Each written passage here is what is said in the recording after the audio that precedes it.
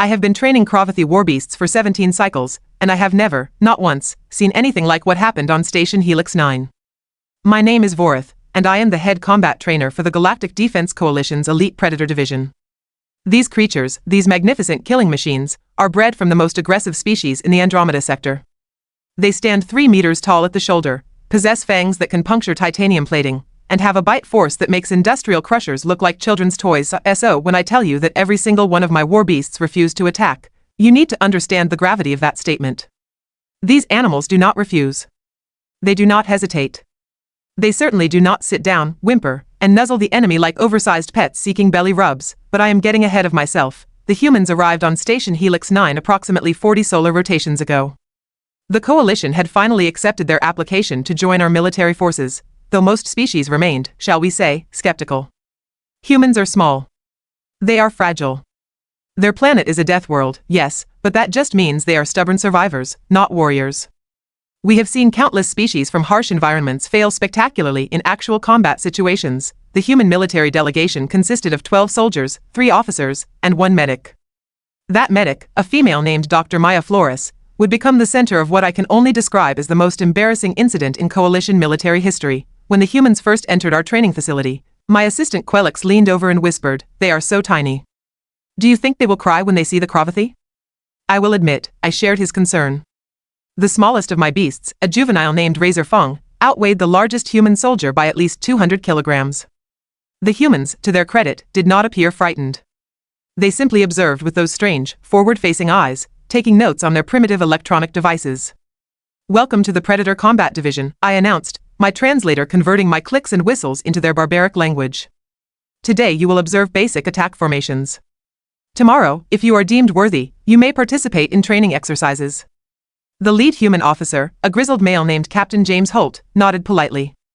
"We appreciate the opportunity, Trainer Vorath. We look forward to working with your, animals." Animals. The disrespect. These were warbeasts, apex predators, instruments of terror and domination. But I maintained my professional composure. "Very well. Observe from the safety barrier. Under no circumstances should you approach the training floor."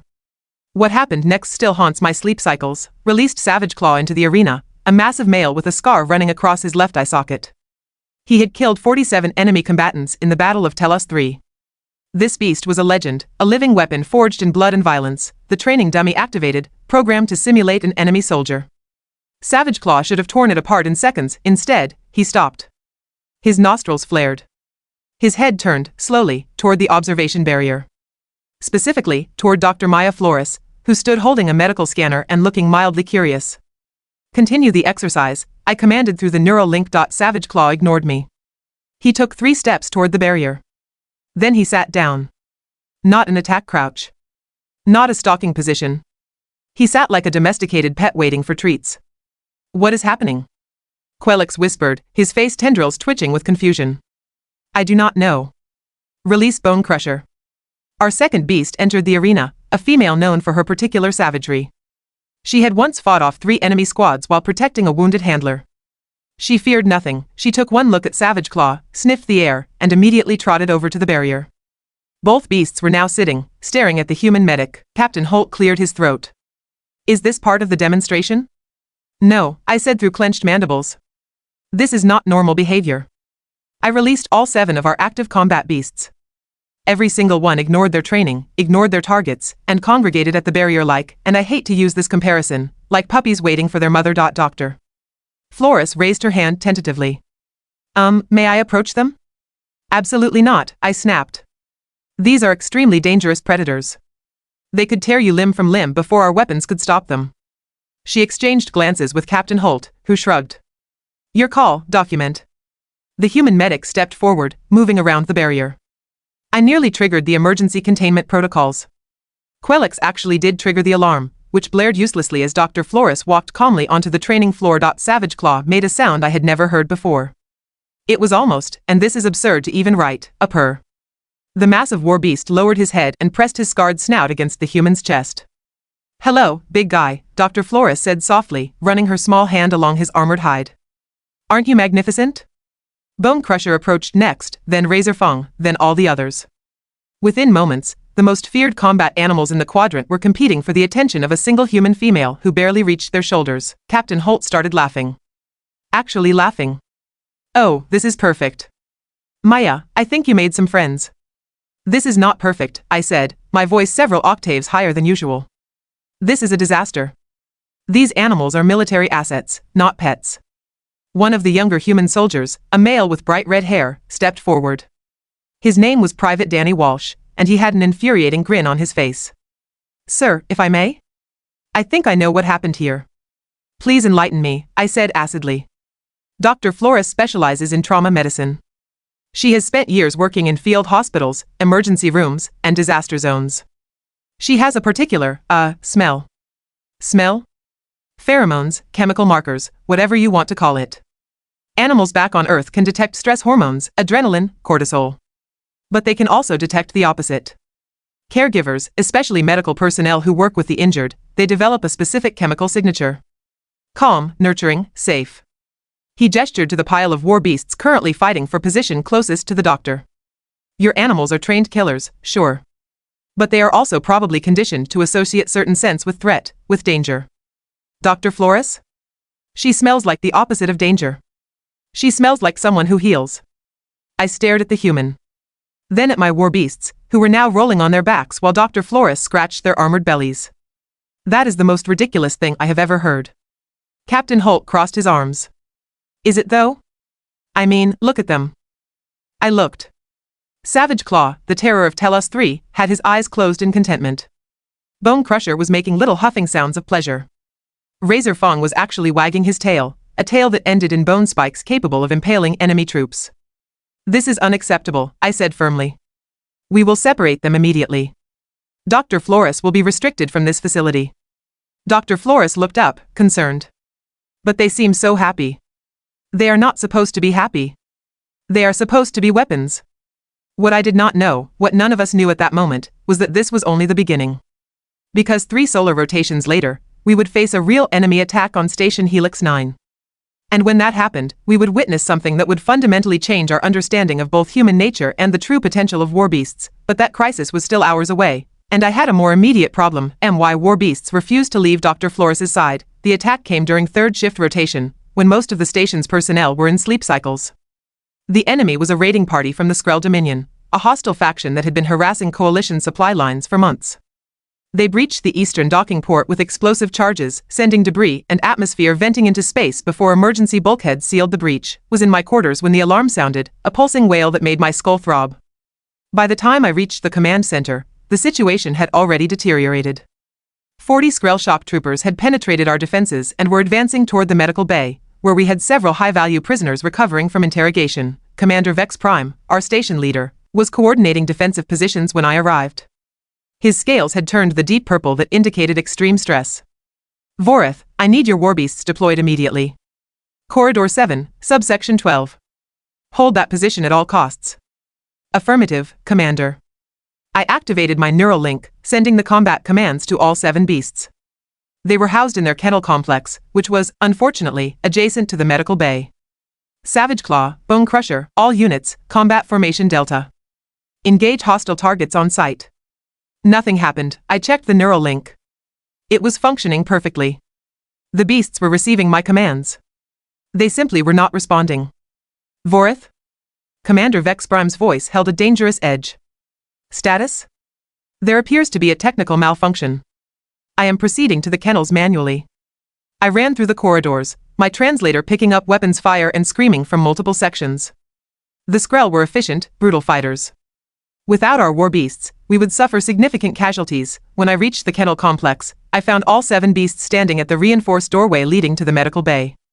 They were not in attack positions.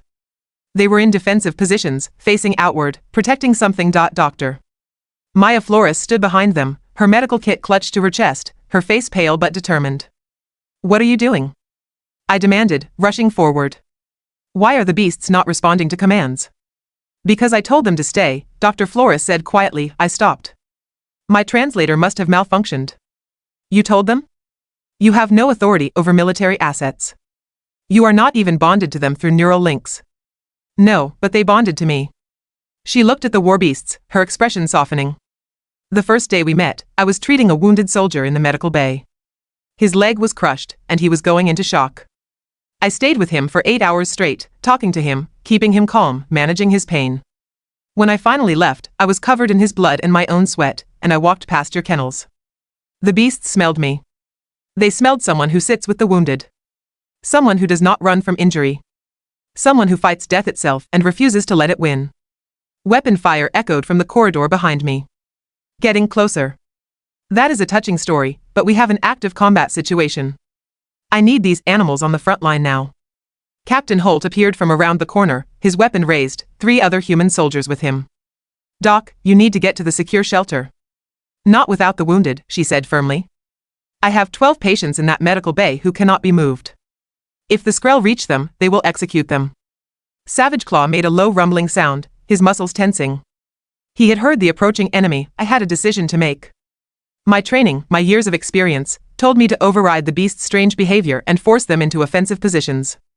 But something, perhaps the desperate look in the human medic's eyes, made me pause. Captain Holt, what are your soldiers capable of? The human officer checked his weapon's power cell. We hold positions real well. We are stubborn that way. Can you hold this corridor? How long do you need? Until reinforcements arrive from the secondary barracks. Approximately 12 minutes. Captain Holt grinned, and it was not a pleasant expression. We have held positions for a lot longer with a lot less. Danny, Marcus, take the left flank. Elena, you are with me on the right. Doc stays in the middle with the murder puppies. Murder puppies? I repeated weakly. Your beasts. They seem pretty attached to Dr. Flores here. My guess? They will defend her to the death. So if she stays with the wounded, the beasts stay too. Natural defensive formation. It was insane. It violated every tactical doctrine. But explosions were rocking the station, and I was out of options. Very well. Dr. Flores, you will remain in the medical bay entrance. War beasts, defensive perimeter around the medic. Protect her at all costs. The beasts responded instantly to that command. They spread out, forming a semicircle around Dr. Flores. Savage Claw positioned himself directly in front, his massive body blocking the entire doorway. The Skrell arrived 30 seconds later, a full squad of 12 warriors in powered armor. They came around the corner expecting minimal resistance. Instead, they found 4 humans with plasma rifles and 7 very angry war beasts. Private Danny Walsh fired first, his shot taking down the lead Skrell trooper.